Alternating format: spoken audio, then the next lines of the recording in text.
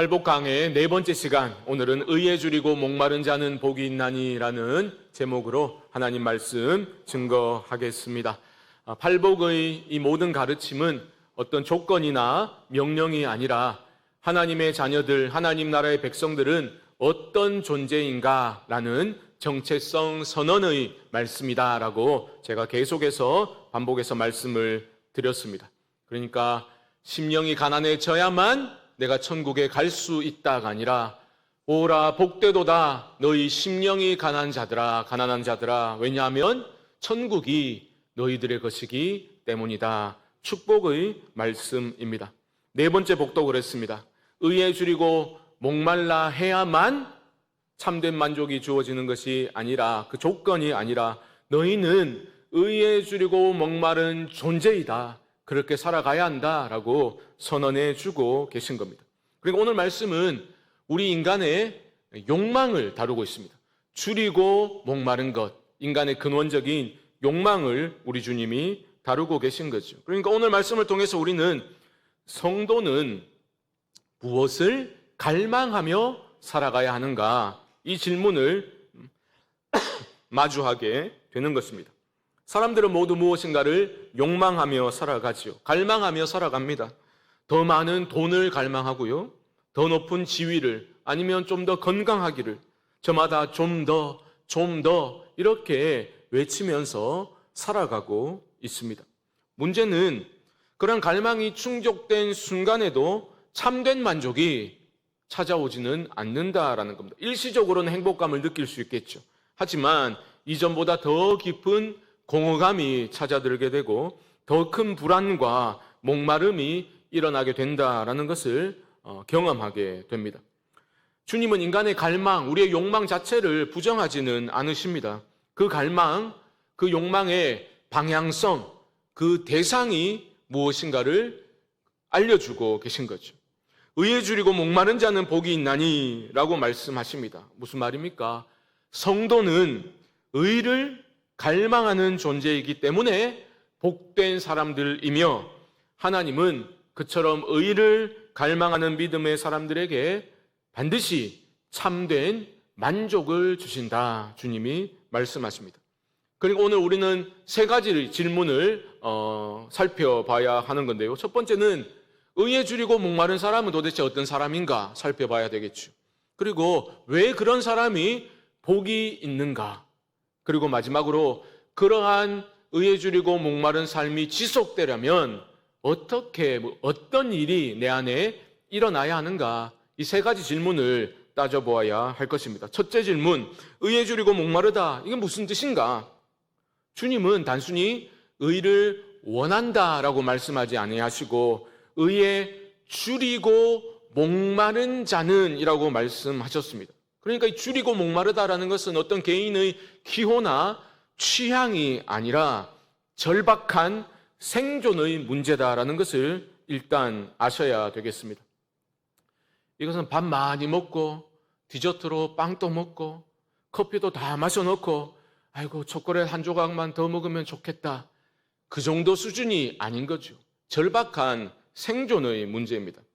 요즘은 이렇게 하면 큰일 나겠지만 제가 중고등부 시절만 하더라도요, 그때 유행처럼 있었던 것이 수련회 가면 애들을 막 무슨 군대 훈련소에서 하듯이 극기 훈련시키는 게 유행할 때가 있었어요. 저 생각해 보니까 여름 수련회 중고등부 때 갔는데 저 먼 거리에 아들을 떨자 놓고 그 땡볕에 숙소까지 찾아오도록, 걸어서 오도록 만들어 놓은 거예요. 그러니까 진짜 여러분 혀가 입천정에 막 떡떡 달라붙는 거 경험해 보셨습니까?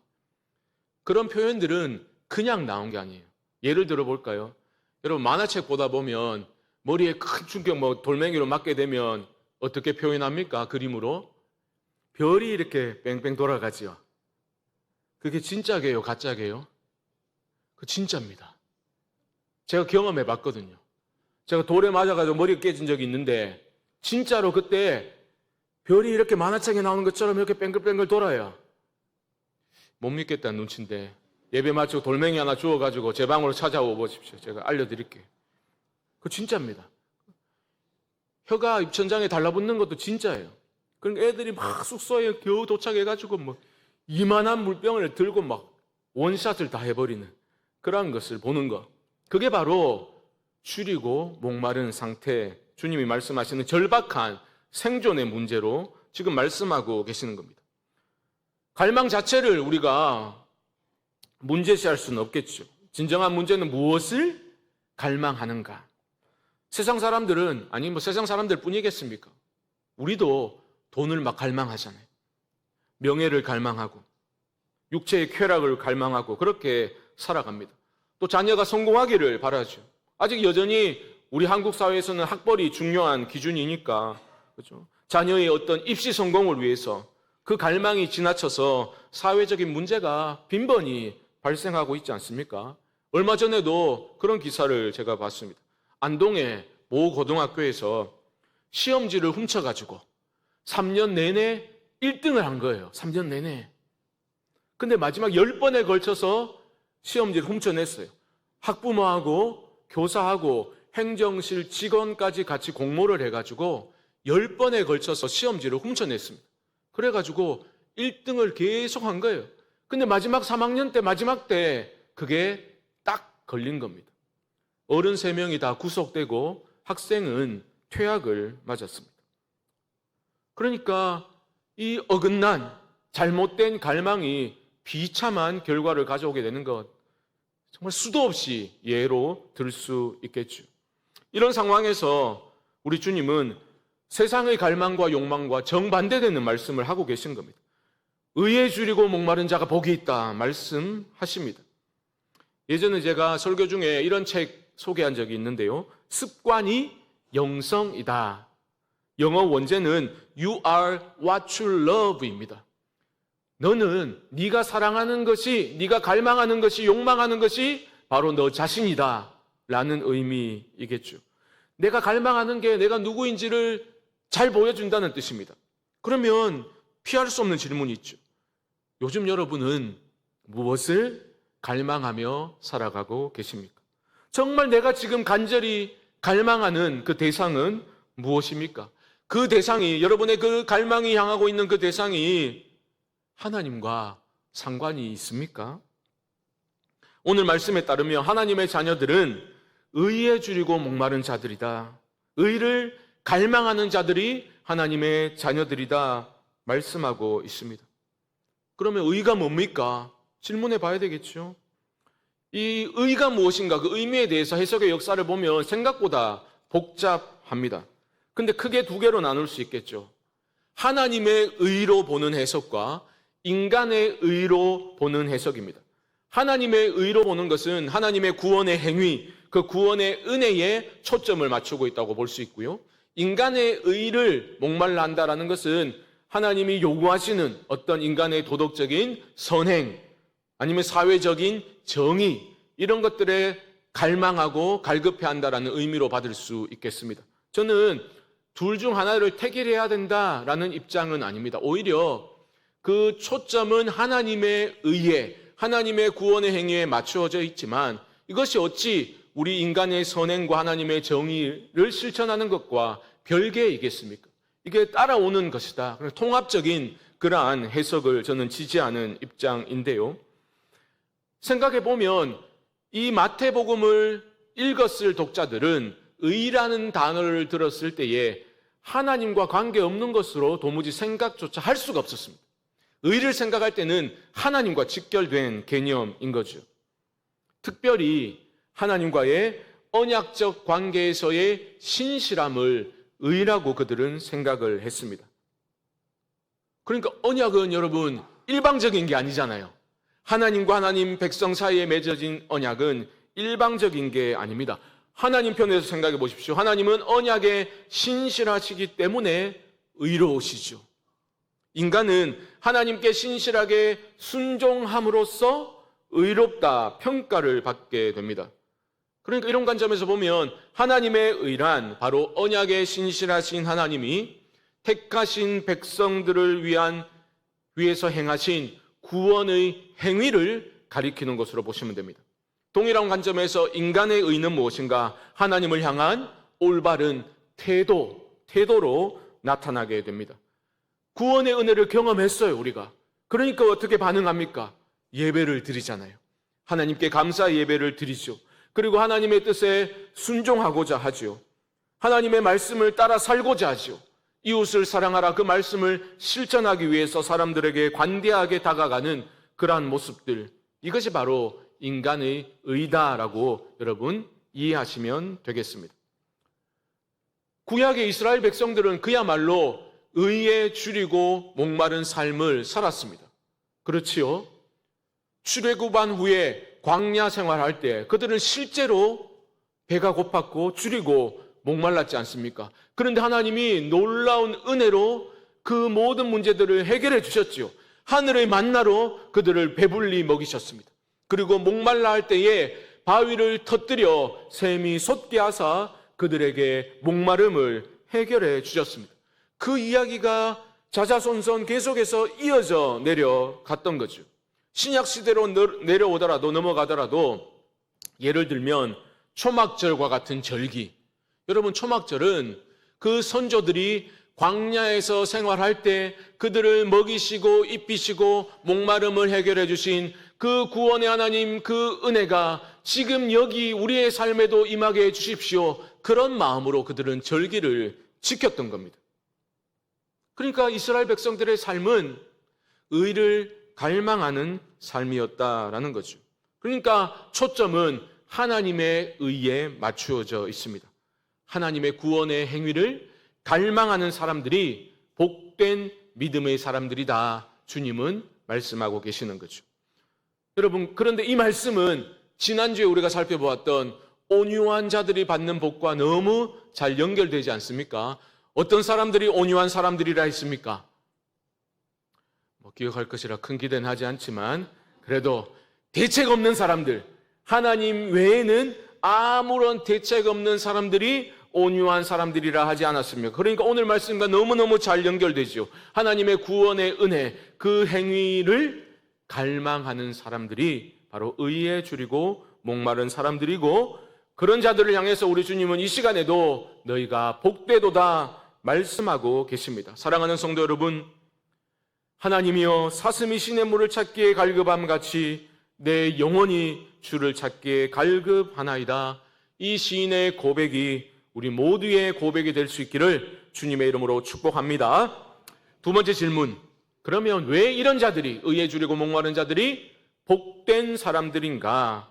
주님 답을 주십니다. 왜냐하면 그들이 배부를 것이기 때문이다. 이 말은 하나님이 참된 만족을 주시기 때문에, 누구에게요? 하나님의 구원의 은혜를 갈망하며 살아가는 자들에게 참된 만족을 주실 것이기 때문에 복이 있다라는 겁니다. 이건 참 어려워요. 왜 그렇습니까? 지금 우리는 예배 드리고 있잖아요. 이 예배의 시간에는 하나님의 의를 좀 갈망하는 마음이 우리 안에 막 생길랑 말랑 조금 일어나기도 하고, 이런 변화가 우리 안에 일어나죠. 하지만 일상의 삶으로 복귀하고 나면 그러한 거룩한 갈망은 사그라들고 어떻게 됩니까? 세상을 향한 욕망이 막 우리 안에 막 끓어오르고 우리의 삶을 지배하는 것을 경험하기 쉽습니다. 말씀을 들을 때는 세상의 것들은 헛되다, 거룩한 것들을 갈망해야 한다, 이런 것, 오직 하나님 안에서만 참된 만족을 누릴 수 있다, 믿습니다, 막 이렇게 신앙을 결정하고 결단하더라도 막상 현실의 삶으로 돌아가게 되면 거룩함을 열망하는 것이 참으로 차갑게 식어버리는 것을 우리는 경험하게 되는 거죠. 여러분, 하지만 의를 갈망하지 않는 모든 인생은 결코 참된 만족을 누릴 수가 없습니다. 그렇게 생겨먹은 거예요. 모든 인생은 하나님 안에서만 참된 만족을 누리도록 그렇게 생겨먹은 겁니다. 하나님이 모든 인생을 그렇게 지으셨기 때문입니다. 제가 여러 번 말씀드렸지만 그런 점에서 이런 우리 안에 일어나는 그릇된 갈망, 참된 만족을 줄 수도 없는 것을 그토록 갈망하는 것이 사실은 죄라는 것을 우리는 깨달아야 하는 거죠. 예레미야 2장 13절, 너무너무 자주 말씀드린 말씀이죠. 보십시오. 내 백성이 두 가지 악을 행하였나니 곧 그들이 생수의 근원되는 나를 버린 것과 스스로 웅덩이를 판 것인데 그것은 그 물을 가두지 못할 터진 웅덩이들이니라. 두 가지 악이 뭐라고요? 첫 번째는 생수의 근원이신 참된 만족을 줄 수 있는 하나님을 버린 것이 첫 번째 악이요. 두 번째 악은 버렸으면 돌이키고 회개하고 돌아서야 되는데 엉뚱한 샘을, 웅덩이를 팠던 것이 두 번째 악입니다. 그 웅덩이는 밑이 터진 웅덩이니라. 절대로 참된 만족을 줄 수 없는 그러한 밑이 터진 웅덩이를 파고 있다라는 거죠. 사랑하는 성도 여러분, 여러분들은 정말 생수의 근원 되신 하나님을 갈망하고 계십니까? 아니면 밑이 터져버린 웅덩이들을 내 힘으로 열심히 파대느라 하나님이 허락하신 소중한 생을 낭비하고 있는 것은 아닙니까? 여러분, 하나님의 다스림을 앙망하십시오. 거룩한 갈망이 내 안에 회복되도록 하나님의 은혜를 구하며 나아가시기 바랍니다. 하나님 안에서만 참된 만족을 누릴 수 있다는 그 모든 성경의 약속들을 여러분 믿음으로 붙드시기 바랍니다. 성경의 마지막 책인 요한계시록은 장차 우리 주님 다시 오실 때 그 모든 줄이고 목마른 인생들이 참된 만족을 누리게 될 것이다 약속하고 있습니다.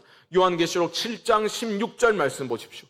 그들이 다시는 줄이지도 아니하며 목마르지도 아니하고 해나 아무 뜨거운 기운에 상하지도 아니하리니. 다시는 줄이지도 목마르지도 않을 것이다. 그날은 언제 완성됩니까? 이어지는 17절 말씀도 보십시오. 이는 보좌 가운데에 계신 어린 양이 그들의 목자가 되사 생명수 샘으로 인도하시고 하나님께서 그들의 눈에서 모든 눈물을 씻어주실 것임이라. 보좌 가운데 계신 어린 양 예수 그리스도가 생명수 샘으로 우리를 인도하게 될 때에 그 모든 배고픔과 목마름이 해결된다 말씀하고 있습니다. 이때가 바로 하나님의 나라가 온전히 임한 상태라고 볼 수 있겠죠. 그런데 바로 앞절인 15절 하반절을 보십시오. 보좌에 앉으신 이가 그들 위에 장막을 치시리니. 장막을 치신다라는 것은 무슨 의미라 했습니까? 구약시대부터 하늘의 하나님께서 땅에 내려오셔서 그 백성들 가운데 거하신다라는 것을 바로 장막을 친다라는 그런 표현을 사용했습니다. 하나님의 나라는 하나님의 주권적인 다스림과 통치라고 말씀을 드렸죠. 예수 그리스도께서 이 땅에 오심으로 예수 그리스도의 초림을 통해서 결정적으로 하나님의 나라가 이 땅에 임하게 되었습니다. 하지만 완성된 건 아니죠. 그래서 성도의 삶은 이미와 아직 사이를 살아가고 있다 했죠. 그래서 성도의 삶에는 탄식도 있고 경탄도 있는 것이라 말씀드렸지 않습니까? 하지만 그때가 오면 모든 하나님의 자녀들의 눈에서 눈물을 씻어주시고 생명수 샘으로 인도하사 더 이상 주림과 목마름이 없는 그러한 삶으로 하나님이 인도해 주실 겁니다. 아이고 목사님, 그건 먼 미래 이야기 아닙니까? 결코 그렇지 않다 했습니다. 하나님의 나라는 지금 여기에서도 누릴 수 있다 하였습니다. 성령 안에서 누릴 수 있는 거죠. 로마서 14장 17절 말씀 한번 함께 읽어봅시다. 시작. 하나님의 나라는 먹는 것과 마시는 것이 아니요 오직 성령 안에 있는 의와 평강과 희락이라. 아멘. 여러분, 먹고 사는 문제 참 중요하죠. 하지만 먹고 사는 문제 가장 중요한 문제로 여기는 순간 성도로서의 우리 인간의 존엄은 쓰러지고 마는 겁니다. 그것은 우리를 지으시고 심히 기뻐하셨던 그 하나님의 마음을 아프게 하는 거예요. 성령 안에서 의와 평강과 희락을 맛보았으면 우리는 그 의와 하나님만이 주실 수 있는 희락과 평강을 더 간절히 갈망하며 살아가야 할 것입니다. 여기서 우리는 마지막 세 번째 질문을 대하게 됩니다. 왜 나는 안 되는가? 왜 내 안에는 이런 거룩한 갈망이 좀 일어나지 않는가? 이 질문입니다. 의에 줄이고 목마른 삶을 좀 살고 싶은데 나는 왜 그런 갈망이 일어나지 않지? 라는 질문.